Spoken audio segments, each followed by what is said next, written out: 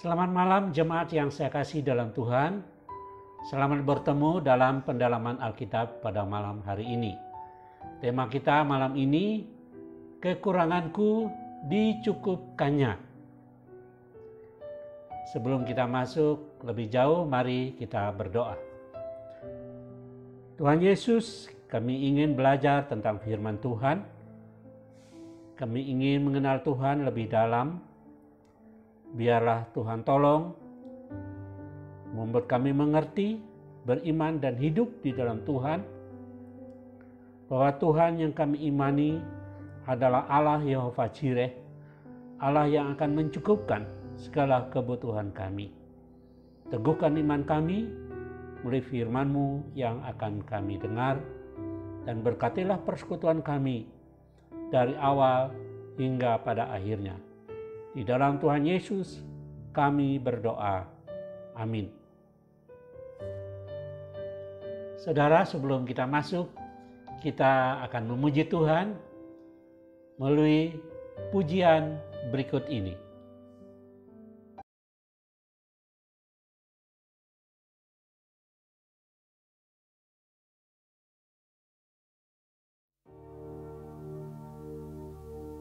Bless the Lord, oh my soul, and worship His holy name.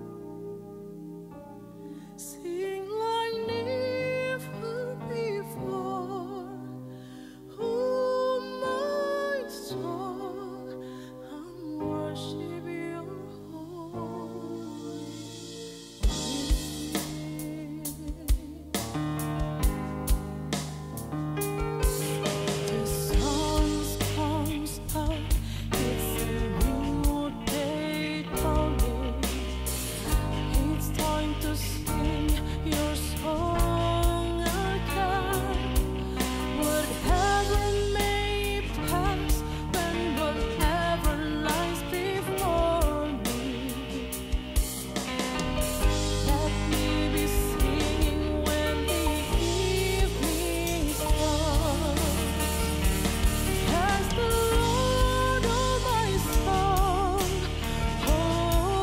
my soul, and worship His holy name.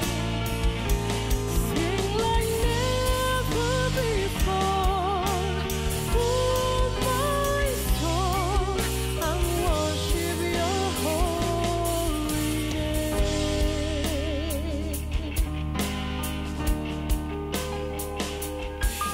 You're rich in love and You're slow to anger. Your name is great and Your heart is kind. Holy are goodness, and I will keep on singing. 10,000 reasons for my heart to find. Bless the Lord, oh my soul, and worship His holy name. And sing like never before, oh my soul, and worship Your holy name. Oh yes, I worship Your holy name. Yes, I worship Your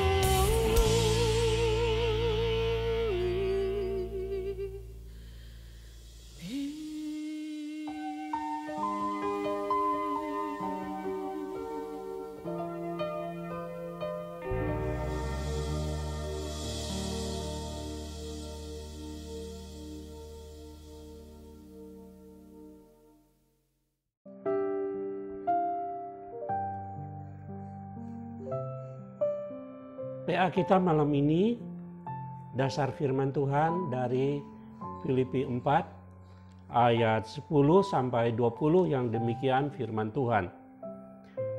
Aku sangat bersukacita dalam Tuhan bahwa akhirnya pikiranmu dan perasaanmu bertumbuh kembali untuk aku. Memang selalu ada perhatianmu, tetapi tidak ada kesempatan bagimu. Kukatakan ini bukanlah karena kekurangan, sebab aku telah belajar mencukupkan diri dalam segala keadaan. Aku tahu apa itu kekurangan, dan aku tahu apa itu kelimpahan. Dalam segala hal dan dalam segala perkara, tidak ada sesuatu yang merupakan rahasia bagiku, baik dalam hal kenyang maupun dalam hal kelaparan, baik dalam hal kelimpahan maupun dalam hal kekurangan. Segala perkara dapat kutanggung di dalam Dia yang memberi kekuatan kepadaku. Namun baik juga perbuatanmu, bahwa kamu mengambil bagian dalam kesusahanku. Kamu sendiri tahu juga, hai orang-orang Filipi, pada waktu aku baru mulai mengabarkan Injil, ketika aku berangkat dari Makedonia, tidak ada satu jemaat pun yang mengadakan perhitungan hutang dan piutang dengan aku selain daripada kamu. Karena di Tesalonika pun kamu telah 1-2 kali mengirimkan bantuan kepadaku. Tetapi yang kuutamakan bukanlah pemberian itu, melainkan buahnya yang makin memperbesar keuntunganmu. Kini aku telah menerima semua yang perlu daripadamu, malahan lebih daripada itu. Aku berkelimpahan karena aku telah menerima kirimanmu dari Epaphroditus, suatu persembahan yang harum, suatu korban yang disukai dan yang berkenan kepada Allah.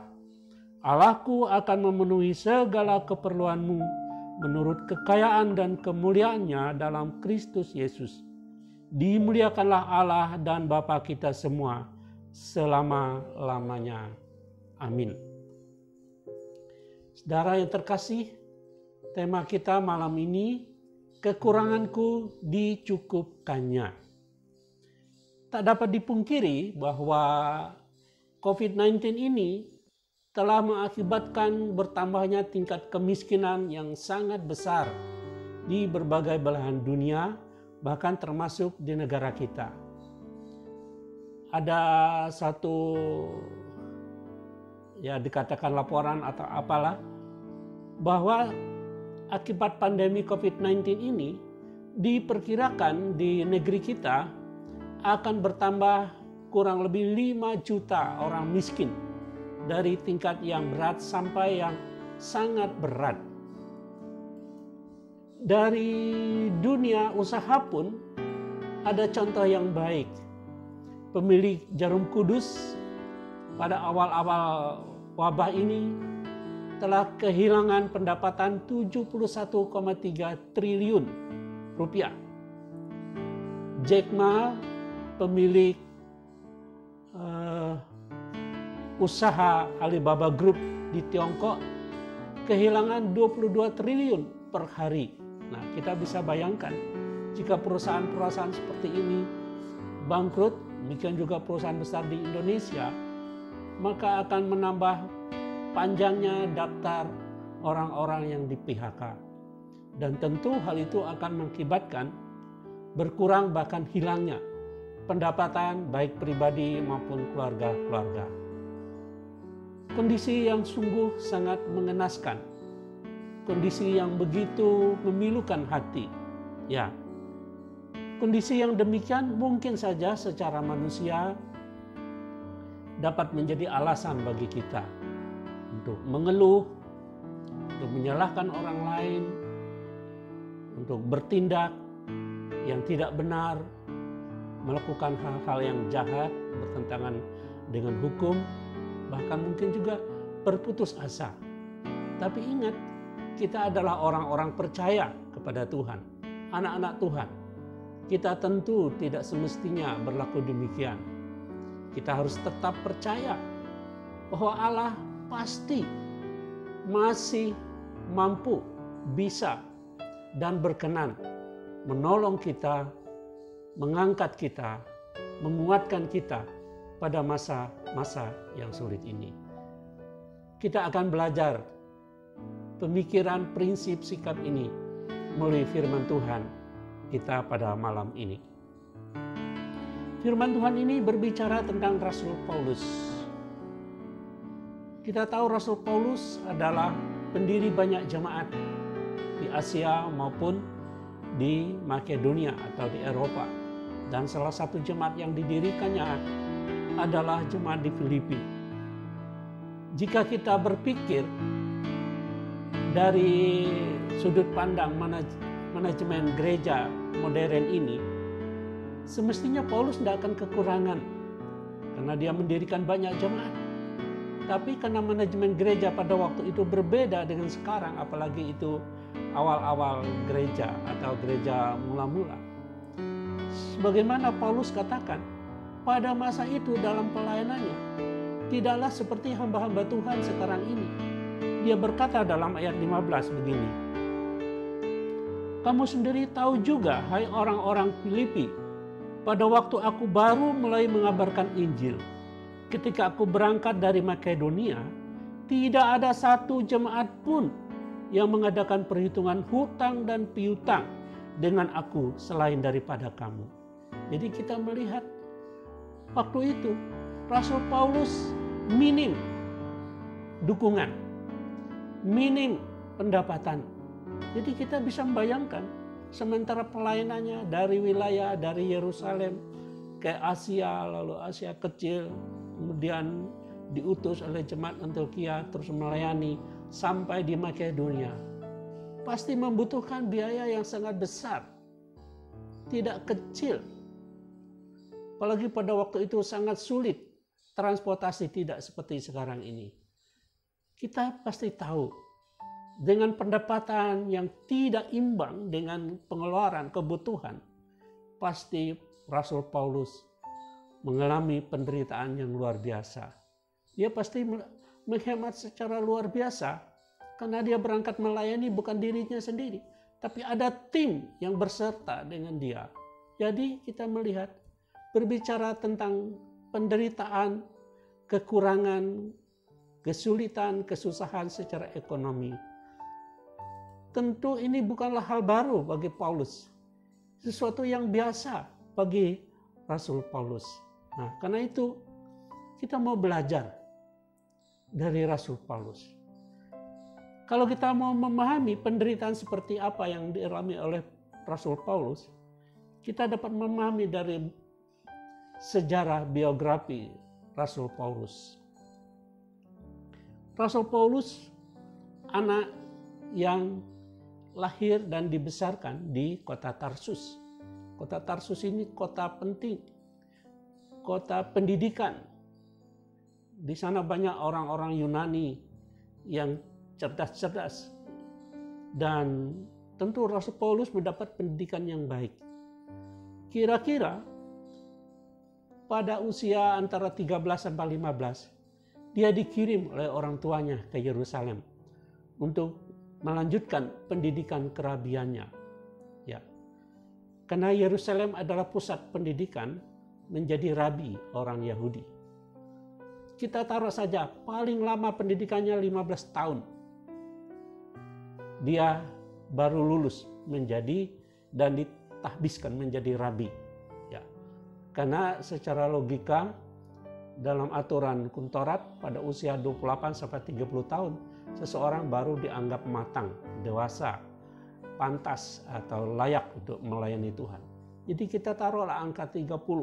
Rasul Paulus sudah menjadi seorang rabi muda karena dia seorang yang sangat cerdas.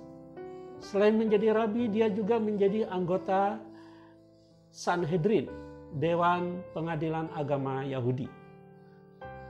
Dan kita tahu pada awal-awal dia menjadi rabi, menjadi anggota Sanhedrin, waktu itu bergejolaklah penganiayaan terhadap orang-orang Kristen gereja mula-mula. Dan kalau kita membaca Kisah Para Rasul pasal 8 ayat 1a, di sana dikatakan bahwa Saulus, nama Paulus sebelumnya, dia setuju atas hukuman rajam terhadap Stefanus. Jadi kita melihat dia terlibat di dalam penganiayaan itu. Dan kalau kita membaca selanjutnya, dia begitu aktif untuk menganiaya orang-orang Kristen mula-mula. Dan justru karena keaktifannya dalam menganiaya orang Kristen, menyeret orang Kristen dari rumah ke rumah, dalam perjalanannya ke Damsyik untuk menganiaya orang Kristen, di sanalah dia berjumpa dengan Tuhan Yesus. Dan dia bertobat, menerima Tuhan. Dan sejak itu dia mengalami perubahan hidup yang luar biasa, sangat radikal. Setelah dia bertobat, dilayani oleh Ananias, dia langsung bersaksi, memberitakan Injil. Perubahan yang drastis itu menimbulkan sakwa sangka dari orang-orang Kristen mula-mula. Apakah dia tulus memberitakan Injil atau dia sedang berpura-pura? Tapi intinya kita tahu, dia bertobat. Ya, kita taruhlah angka antara 31 sampai 35 tahun. Dan Filipi adalah kota pertama dalam pelayanan Paulus ke Makedonia. Jadi itu ya kira-kira dia memulai pelayanan di Makedonia. Kalau dihitung-hitung taruhlah angka 40 tahun. Suatu hal yang luar biasa. Sejak itu dia melayani sedemikian rupa. Dan dia berkata, tidak ada banyak pendukung yang mendukung dia dalam pelayanan.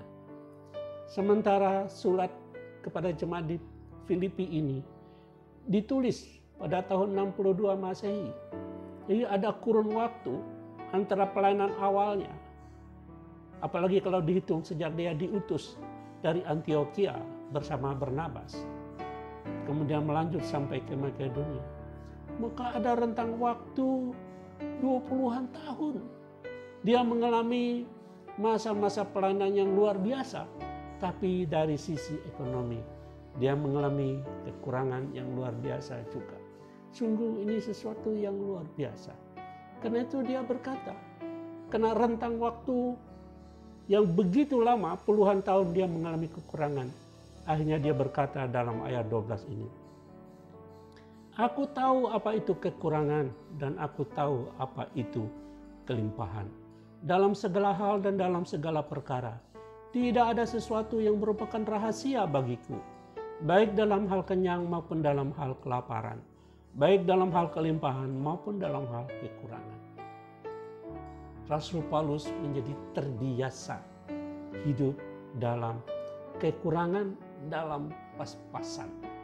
Jadi tidak ada sesuatu yang rahasia bagi Paulus. Dan ketika dia menerima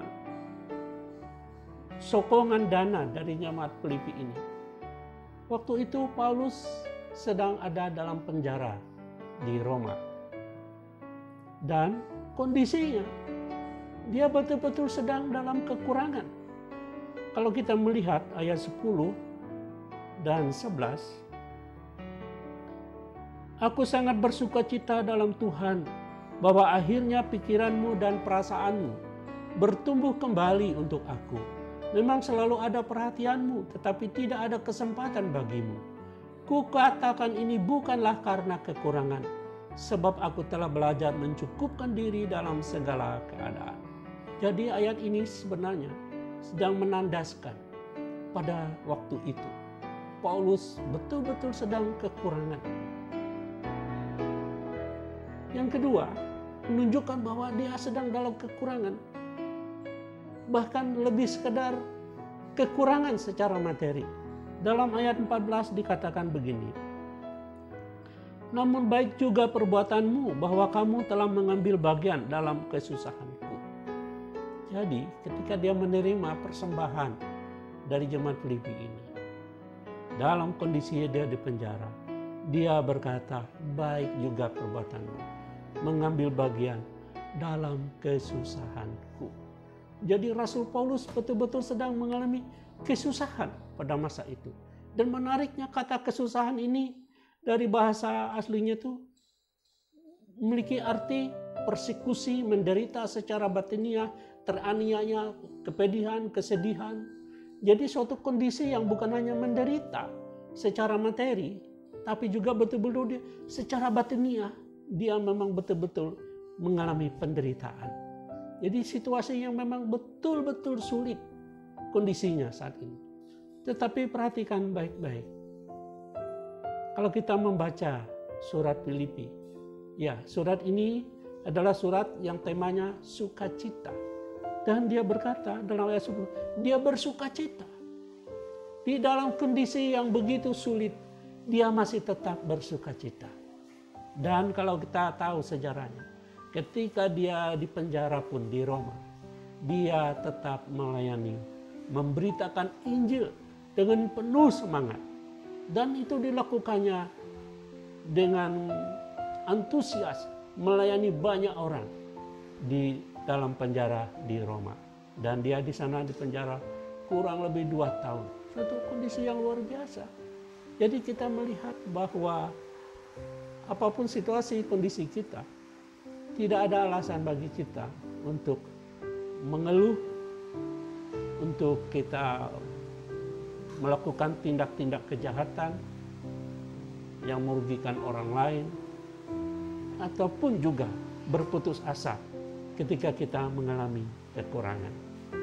Bagaimana caranya agar kita bahwa kekurangan itu bagian yang lazim, yang normal dalam hidup kita. Kita ikuti apa pandangan dari Rasul Paulus. Rasul Paulus dia katakan begini dalam ayat 11.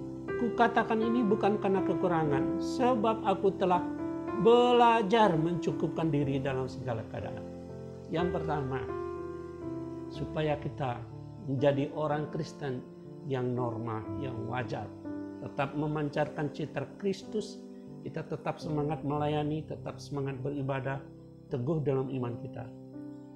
Biarlah kita belajar seperti Paulus.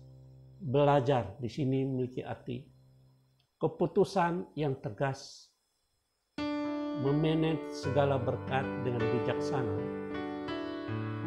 mencukupkan diri sedemikian rupa sesuai situasi kondisi yang kita hadapi.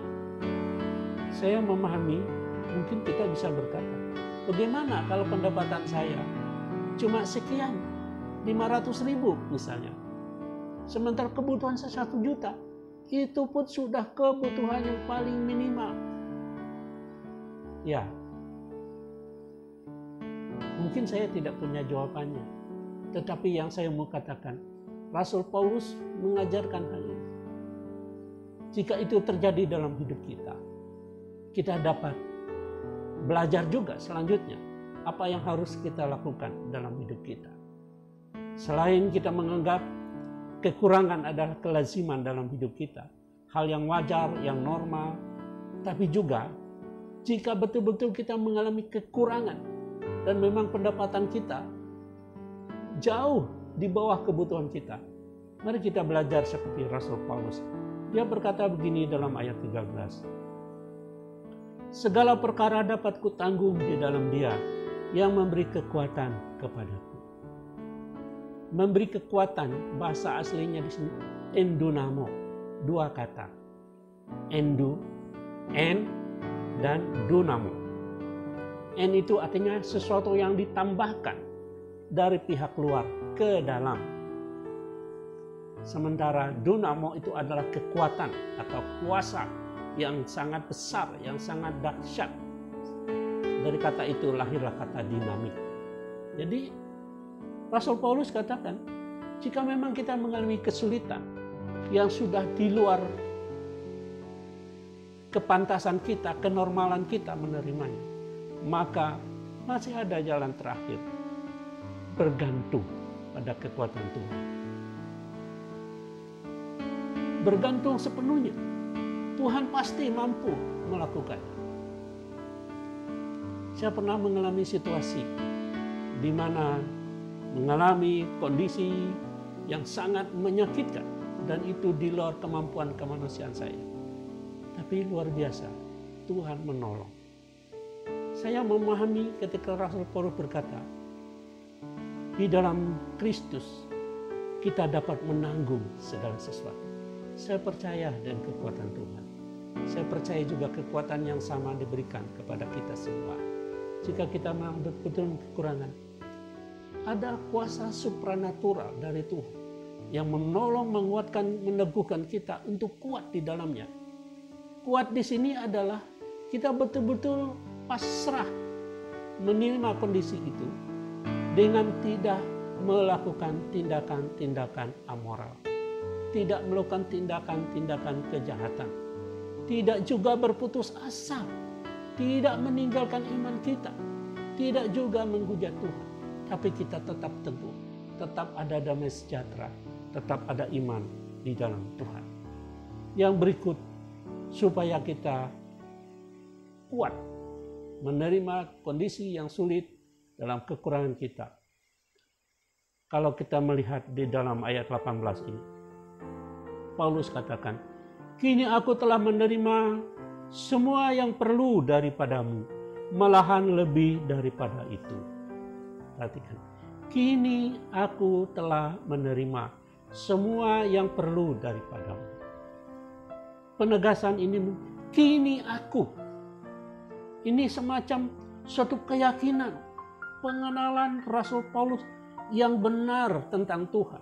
Bahwa setelah dia sekian lama mengalami kekurangan, penderitaan, kesulitan secara ekonomi, pada akhirnya, pada saat yang tepat, pada saat dia tidak sampai putus asa, tidak sampai kehilangan pengharapan, datanglah pertolongan dari Tuhan. Jadi di sini mari kita belajar bahwa tetap meyakini bahwa Tuhan pasti pada saatnya akan memenuhi kebutuhan kita. Tidak mungkin Tuhan meninggalkan kita. Kita adalah anak-Nya, melebihi dari burung di udara yang tidak menabur, tidak menanam, tidak menuai, tidak juga memiliki lumbung untuk menyimpan, tapi dipelihara oleh Allah begitu baik. Terlebih lagi kita, anak-anaknya. Saya percaya pada saatnya kita pasti ditolong oleh Tuhan.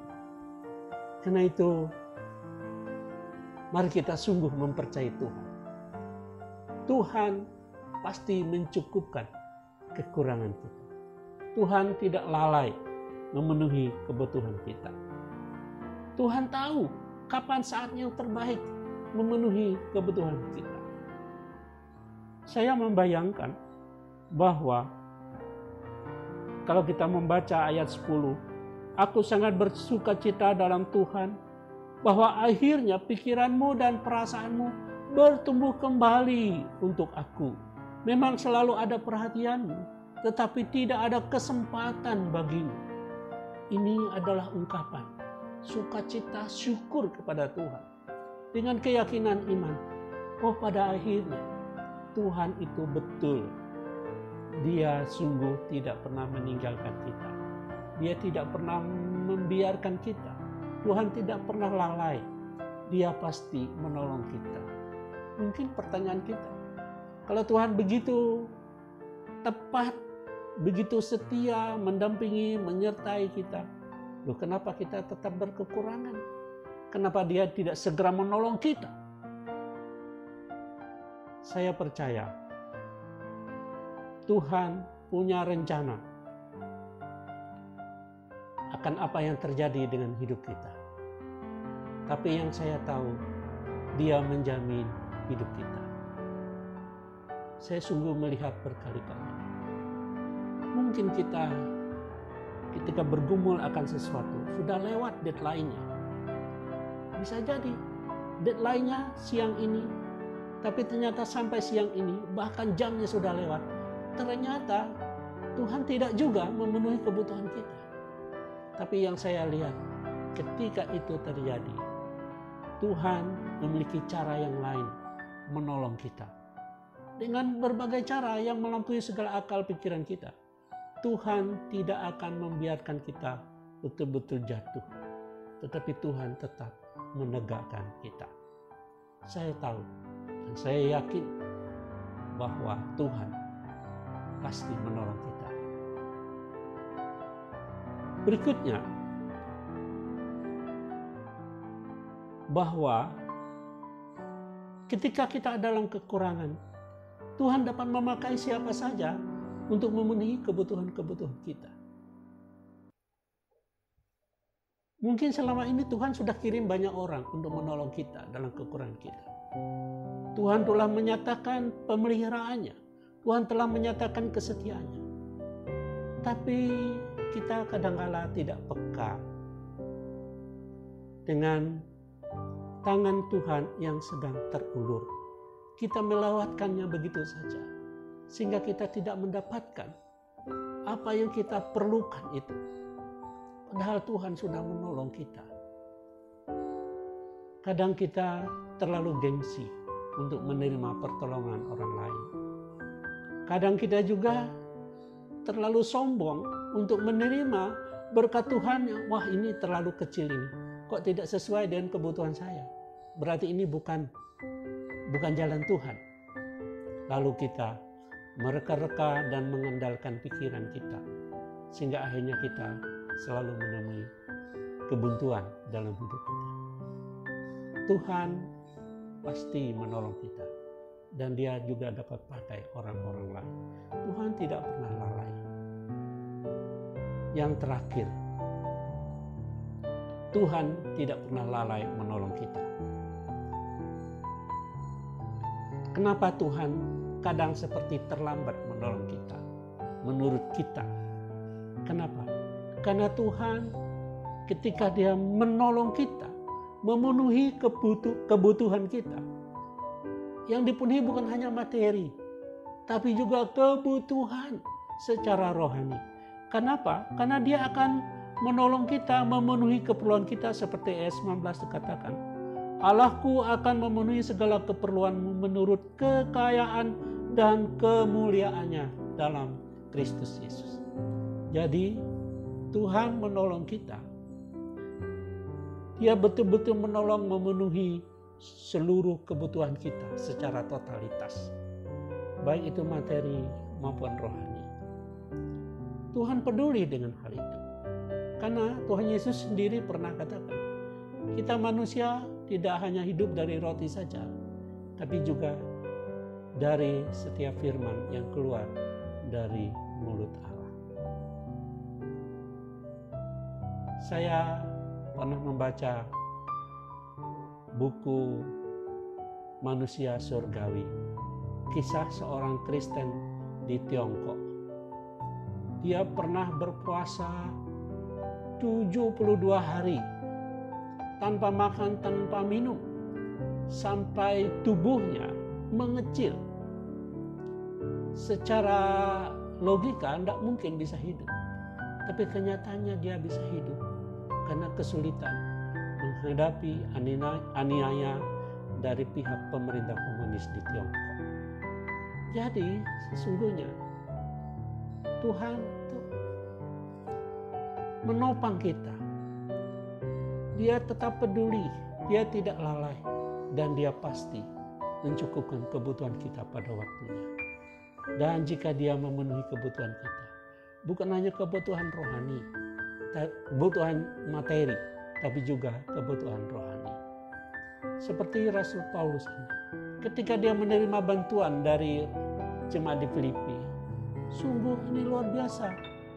Dia katakan begini, kini aku telah menerima semua yang perlu daripadamu, malahan lebih daripada itu, aku berkelimpahan, karena aku telah menerima kirimanmu dari Epaphroditus, suatu persembahan yang harum, suatu korban yang disukai, dan yang berkenan kepada Allah.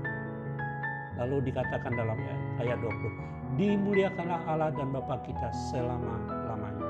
Amin. Ini ucapan syukur tapi juga doa berkat. Kenapa? Karena pemberian itu bukan hanya memenuhi kebutuhan materinya, tapi juga memenuhi kebutuhan sukacita, memenuhi kebutuhan imaniahnya. Dia melihat bagaimana penantian yang cukup lama untuk supaya dipenuhi, dicukupkan bahkan sampai berkelimpahan. Pada hari itu, ketika dia menerima persembahan dari Filipi ini, Rasul Paulus telah menerimanya dengan penuh bahkan berkelimpahan katanya. Kita melihat Tuhan pasti mencukupkan kebutuhan kita. Situasi kita mungkin masih tidak menentu sekarang ini. Meskipun sudah ada pengumuman akan diterapkan new normal, tetapi new normal itu kondisinya tidak jauh beda dengan protokol selama pandemi COVID-19 ini. Kalau kita melihat perkembangan kasus COVID-19 ini, kita tidak tahu sesungguhnya kapan berakhir. Tapi firman Tuhan hari ini, biarlah kita tetap percaya kepada Tuhan. Tuhan pasti mencukupkan kita. Dia tidak lalai, Dia tidak meninggalkan kita, tapi Dia beserta dengan kita. Dan Dia tahu kapan memberi yang terbaik, dan Dia tahu apa yang terbaik untuk kita sesungguhnya.